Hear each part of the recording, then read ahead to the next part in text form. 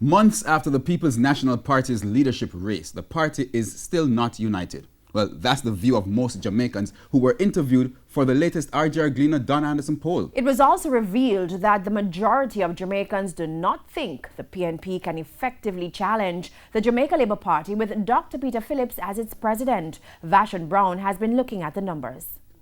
It was the battle of the two Peters, Phillips and Bunting. Delegates travelled from all over the island to participate in the PNP presidential election. The Rise United camp versus the One PNP. The voting date, September 7, 2019.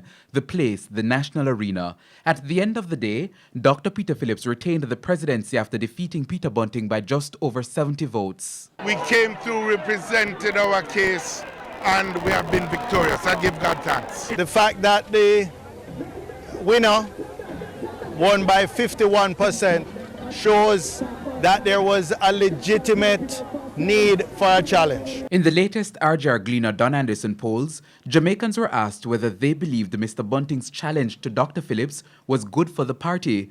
More people think it was a good thing, 48%, than those who did not, 38% of the respondents. I believe that the challenge by Bunting to Peter Phillips was seen by persons as good for the party in the sense that it showed that there was a democratic process involved, and two, that it perhaps, as some people feel, would serve to galvanize the party because, the party was seen to be a little bit quiet.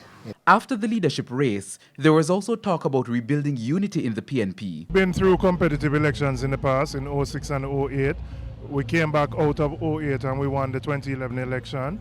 It will require very deliberate effort to have reconciliation. Eyebrows were raised last year when Dr. Phillips announced the Council of Spokespersons with Mr. Bunting's campaign manager Dr. Dayton Campbell and others missing from the list. At that time, Dr. Phillips argued that Mr. Bunting's supporters were not being victimized.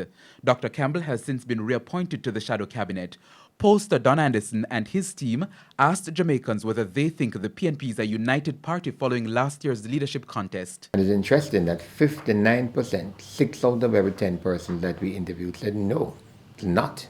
And that's very interesting and very important to note because I keep making the point that divided parties have a difficulty winning an election. Not that they can't, but it is that much more of a struggle if you're not a united front going into an election campaign. 23% had a different view. As it relates to whether the present leadership of the PNP can effectively challenge the JLP, more than half of the respondents, or 54%, said no. Another 3 out of every 10, or 30%, said yes. Against the background of the favorability rating of the respective leaders that we carried earlier this week, this is not a bad reading. It is not good, but it's not a bad reading. The poll was conducted between February 8 and 18 among 1,038 people island-wide. Vashon Brown, TVJ News.